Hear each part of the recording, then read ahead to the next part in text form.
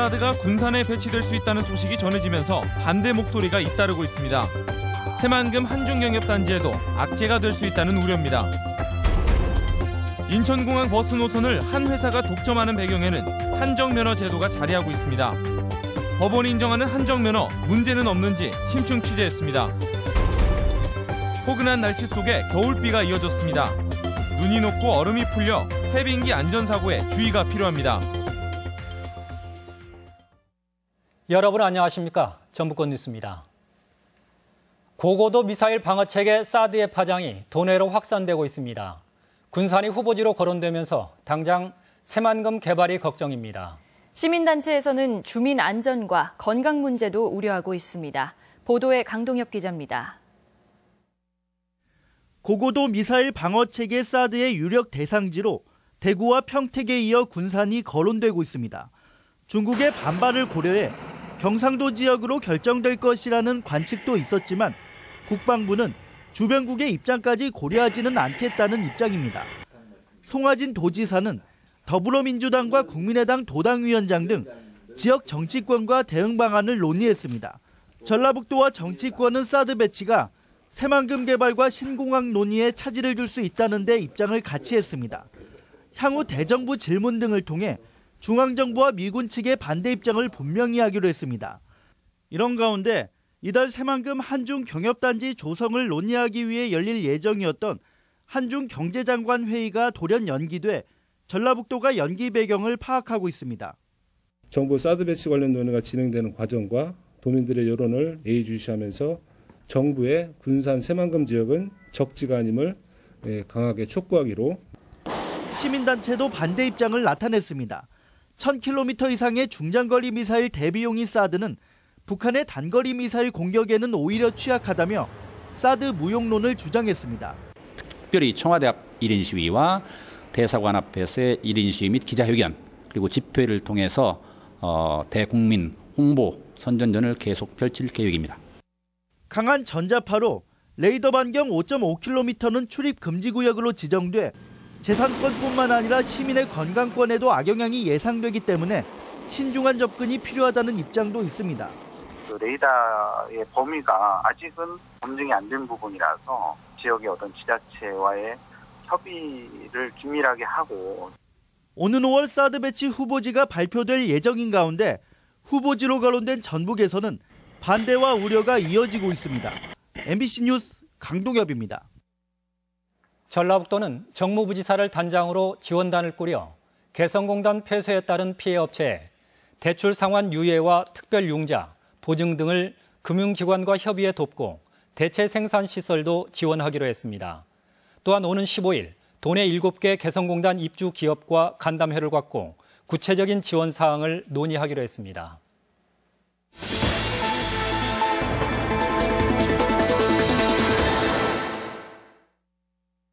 인천공항 리무진이 노선을 선점한 배경에는 한정면허라는 제도가 있습니다. 20년 전에 내준 이 면허가 업체에는 여전히 독점권이, 대중교통에는 진입 장벽이 되면서 도민 불편만 커지고 있습니다. 심층 취재 유룡 기자입니다. 법원은 2007년 전라북도와 대한관광에 소송에서 대한관광에 손을 들어주며 당시 다른 회사가 개설한 전주, 대야, 인천공항 노선 폐지를 결정합니다. 작년에는 익산, 군산, 인천공항 노선을, 올해는 전주, 인천공항 노선의 운행 중지를 결정합니다. 대한관광이 96년 동계 유니버시아드 대회 때 인천공항 노선에 대한 한정 면허를 이미 받았다는 게 이유입니다. 노선 관련해서는 관련 업자들이 자꾸 이제 욕심을 내는 부분도 있고요. 저희가 소송을 하고 싶어서 한 게 아니라 저희가 저희 스스로 죽을 수 없었기 때문에 그렇게 한 것입니다. 하지만 한정 면허의 독점권을 보장해주는 법원 판결에 의문을 제기하는 목소리가 높습니다. 한정 면허는 호텔과 공항 사이 관광객만을 취급하는 6년 기한의 면허라서 터미널에서 출발하는 대중교통과 별개라는 지적입니다. 실제 전주를 제외한 모든 도시가 복수의 공항버스 사업자를 운영하고 있습니다. 면허가 발급된 96년 도내 여권 소지자는 불과 4만 명, 20년이 지난 지금은 100만 명으로 늘어 승객의 편의와 선택권이 훨씬 중요하다는 지적입니다. 기득권을 보장할 것이 아니라 시대변을 반영해서 도민의 권익을 보장하는 것이 무엇인가, 이제는 독점은 아니라는 거죠. 여행사가 줄 소송으로 독점 노선을 유지하고 운임도 마음대로 책정하면서 피해는 도민에게 돌아옵니다. 과거 전주 코아호텔, 익산 인터체인지, 김포, 인천공항으로 결정된 노선을 빌미로 직통 개설을 외면해 공항까지 4시간이나 걸립니다. 익산 터미널에서 출발하던 직행을 차단해 주민들이 한참 떨어진 익산 인터체인지까지 가야 하고 굳이 김포를 거쳐 가는 것도 서울 서부권 주민을 태우기 위한 의도가 짙습니다.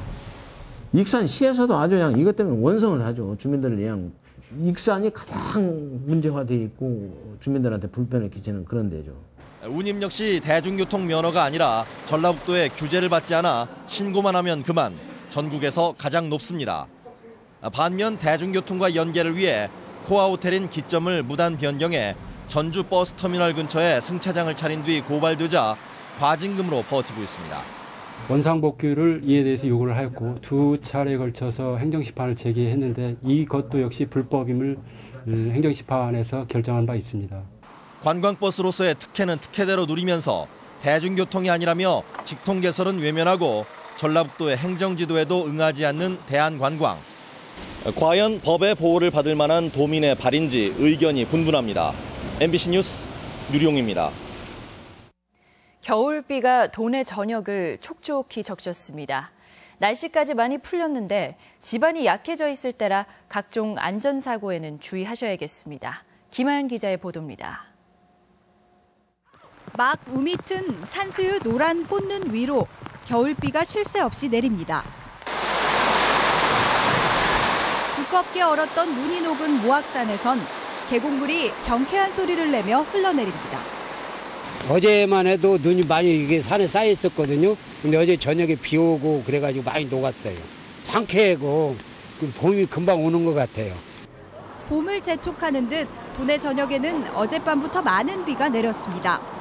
군산에 30mm 내외가 내린 것을 비롯해 대부분 지역에 20mm 안팎의 비가 왔습니다. 하지만 해변기에 내리는 많은 비는 집안을 약화시켜서 각종 안전사고가 발생할 수 있습니다.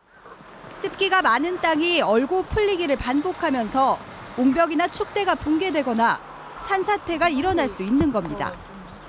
급경사 산비탈에 자리 잡은 마을 주민들은 언 땅이 녹는 이 시기가 가장 걱정이 많습니다. 불안하지, 밤나. 이거 되기 전에는 저런 데 많이 궁굴어왔어. 많이 궁굴어왔어. 비는 앞으로 10에서 40mm가 더 내린 뒤 모레 새벽에 그치겠습니다. 평년보다 포근한 날씨는 주말인 내일까지 이어지겠지만 일요일 오후부터는 기온이 다시 평년 수준으로 내려가 다음 주 초에는 아침 기온이 영하권으로 떨어지겠습니다. MBC 뉴스 김하연입니다. 전라북도는 오늘 오전 10시를 기해 지난달 14일 구제역이 2차 발생한 고창 돼지농장 주변 3km 안 보호지역에 대해 돼지와 축산 차량의 이동 제한을 해제했다고 밝혔습니다. 처음 구제역이 발생한 김제 지역도 앞서 지난 4일 이동 제한이 풀려 구제역이 조기에 차단된 것으로 해석되고 있습니다. 국민의당 최고위원회는 오늘 총선 공천 방식으로 여론조사와 함께 선거인단이 후보 간 토론을 듣고 후보를 결정하는 수기투표제를 채택하고 결선투표제도 진행하기로 하는 공천 룰을 최종 확정했습니다. 또 여성과 청년, 정치 신인에게 최대 20%의 가산점을 주고 친인척, 보좌진이 금고 이상 판결을 받은 경우 공천을 주지 않기로 했습니다. 완주군이 군내에서만 사용할 수 있는 으뜸 상품권을 만들었습니다. 도입 첫 채 3억 원어치가 팔렸는데 지역경제 활성화에도 보탬이 된다는 평가입니다. 고차원 기자가 보도합니다.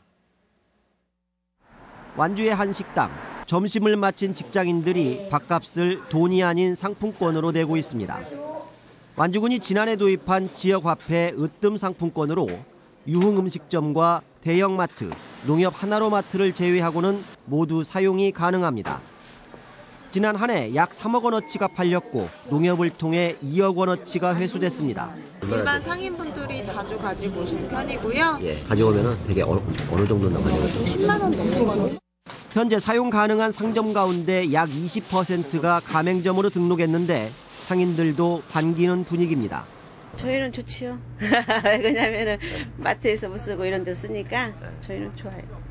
완주군에 직장이 있는 상당수 사람들이 전주에서 소비하는 경향이 많은데 으뜸 상품권은 완주 지역에서 소비하도록 하고 이른바 전주 빨대 효과를 차단하는 데 도움이 되고 있습니다.